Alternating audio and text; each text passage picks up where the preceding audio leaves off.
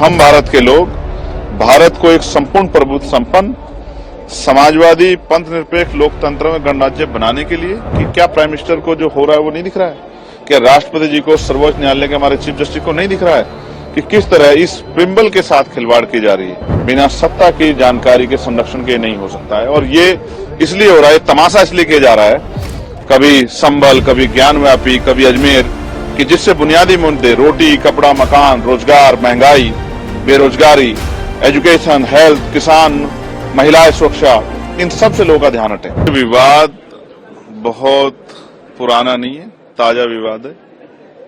मैं आपका ध्यान आकर्षित करूंगा, मेरे हाथ में भारतीय संविधान की प्रस्तावना है। ये हिंदी में है और ये अंग्रेजी में। ये संविधान की प्रस्तावना का पाठ अभी 2 दिन पहले इसी देश की सबसे बड़ी पंचायत पार्लियामेंट के सेंट्रल हॉल में हुआ और ये कहा गया कि हमें संविधान के लक्ष्य मूल्यों के साथ खड़े होना है, उसके उद्देश्यों के साथ खड़ा होना है। लेकिन क्या आज सरकारें, कोर्ट अपनी रिस्पॉन्सिबिलिटी को निभा रहे हैं? क्या देश के प्रधानमंत्री, देश के राष्ट्रपति, प्रदेशों के राज्यपाल, प्रदेशों के मुख्यमंत्री, सर्वोच्च न्यायालय के हमारे जज, हमारे हाई कोर्ट के जज, डिस्ट्रिक्ट कोर्ट के जज क्या संविधान के अनुरूप कार्य कर रहे हैं? मैं आपकी जानकारी में ये प्रिम्बल पढ़ूंगा और इसी प्रिम्बल में सब कुछ छिपा हुआ है। जो आपका सवाल है उसका जवाब।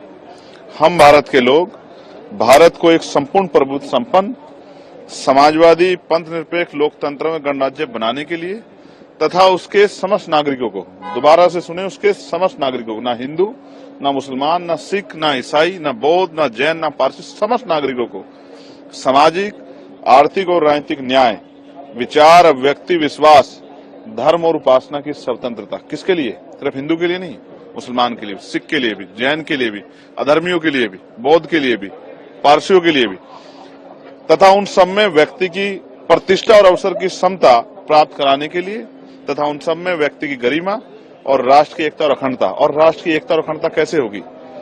जब हम दूसरे धर्म के धार्मिक स्थलों के से जुड़े लोगों की भावनाओं का सम्मान नहीं करेंगे तो एकता कैसे बनेगी? अखंडता सुनिश्चित करने वाली बंधुता बढ़ाने के लिए दृढ़ संकल्प होकर अपनी संविधान सभा में आज तारीख 26 नवंबर 1949 ईस्वी को एतदार द्वारा इस संविधान को अंगीकृत, अधिनियमित और आत्मर्पित करते हैं। अब मेरा सवाल ये है कि क्या प्राइम मिनिस्टर को जो हो रहा है वो नहीं दिख रहा है? क्या राष्ट्रपति जी को, सर्वोच्च न्यायालय के हमारे चीफ जस्टिस को नहीं दिख रहा है कि किस तरह इस प्रिम्बल के साथ खिलवाड़ की जा रही है? मैं जानना चाहता हूं, अगर आज कोई बुद्धिस्ट खड़ा हो जाए और वो कहे कि हिंदू धार्मिक स्थलों के नीचे बौद्ध मठ है, तो क्या सरकार परमिशन करेगी? क्या कोर्ट परमिशन करेगी? बिना सत्ता की जानकारी के संरक्षण के नहीं हो सकता है और ये इसलिए हो रहा है, तमाशा इसलिए किया जा रहा है, कभी संबल, कभी ज्ञानव्यापी, कभी अजमेर, कि जिससे बुनियादी मुद्दे रोटी, कपड़ा, मकान, रोजगार, महंगाई, बेरोजगारी, एजुकेशन, हेल्थ, किसान, महिलाएं, सुरक्षा, इन सब से लोगों का ध्यान हटे। और जब इन पे ध्यान लोगों का हट जाएगा तो फिर सत्ता में बैठे लोग आराम से सत्ता चला पाएंगे, जब सवाल नहीं बचेगा। धर्म एक सेंसिटिव इश्यू है और जिसका इस तरह से उसका मजाक यहाँ बनाया जा रहा है, इसका जवाब सरकारों को देना चाहिए कि इसका अंतिम जो है लक्ष्य सरकारों का क्या है।